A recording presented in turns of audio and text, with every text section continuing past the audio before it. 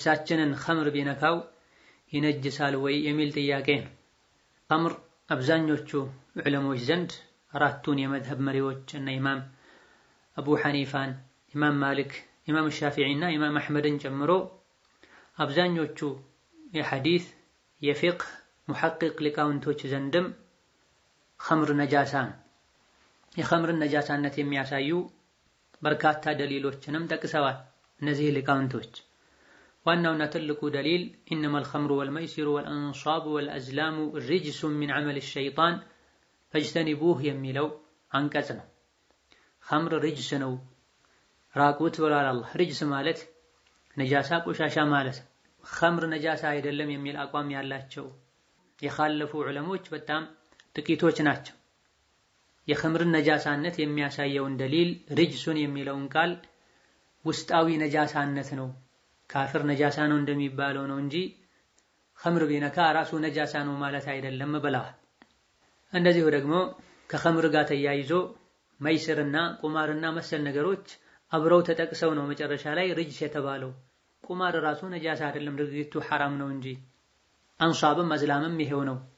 ስለዚህ ኸምር ራሱ ውስጣዊ ነጃሳነት አለው። ስራው መሸጡ፣ መጠቀሙ፣ ማዘጋጀቱ ቆሻሻ ስራ ነው ለማለት እንጂ ራሱ ቢነካ ነጃሳ ነው ለማለት አይደለም ሲሉ በተጨማሪም ኸምር ሐራም መሆኑ በታወጀ ጊዜ ሱሐባዎች መንገድ ላይ ኸምሮችን አውጥተው ደፍተው የመዲና መንገዶች በኸምር ተጥለቅልቀዋል የሚል ምክንያቶችን አቅርበዋል። ኸምር ነጃሳ አይደለም ለሚለው አቋማቸው። ነገር ግን ከነዚህ ከሁለት አስተያየቶች ራጂሑና ሚዛን የሚደፋው አብዛኞቹ ዑለሞች አኢመቱል አርባዓን ጨምሮ አራቱን የዲን መሪዎችን ጨምሮ ብዙሃኑ የመረጡት ኸምር ነጃሳ ነው የሚለው አስተያየት። ሪጅስ የሚለው ቃል በመሰረቱ ነጃሳን ነው የሚያመላክተው። ነብዩ ሰለላሁ ዐለይሂ ወሰለም ኢስቲጅማር የሚያደርጉበትን ነገር ፈልገው ሁለት ድንጋይ ተገኝቶ ሶስተኛው የአህያ ፋንዲያ ሲቀርብላቸው ይሄ ሪጅስ ነው ወይም ሪክስ ነው ብለዋል። ነጃሳ ነው ዞር አድርገው ማለታቸው። ሪጅስ በሚል የተገለጸውን ነጃሳ አይደለም ለማለት ሌላ ጥቅስ ወይም ደግሞ የዑለሞች ስምምነት ያስፈልጋል። ዑለሞች ኸምር ነጃሳ አይደለም ብለው አልተስማሙም።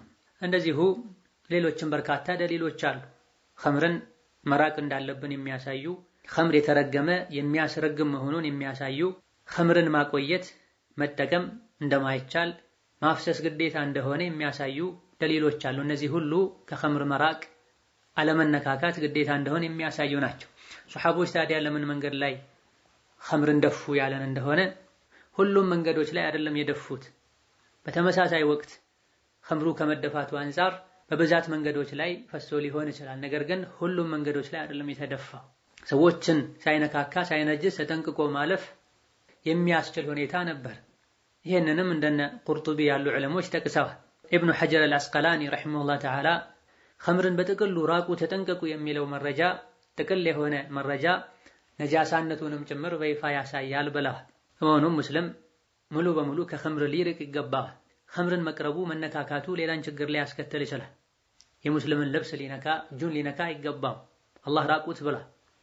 ኢብኑ ዑመር ረዲየላሁ ዐንሁ አርዳህ እጄ ጣቴ ኸምር ውስጥ ቢነከር እንደው ጣቴ ሳይመለስ እዛው ቢቀር ደስ ይለኛል ብላ ኢብኑ አቢ ሸይባ ረሒመሁላህ ተዓላ ሙሰነፋቸው ላይ እንደጠቀሱት ኢዳ ነጃሳ አይደለም እንኳ ቢባል ሙስሊም ከኸምር ጋር ሊቀራረብ ሊነካካ አይገባም። ድንገት ሲያልፍ ሳያቀው ቢነካውስ በላጩና የተሻለው ማጠቡ መጠንቀቁ ነው።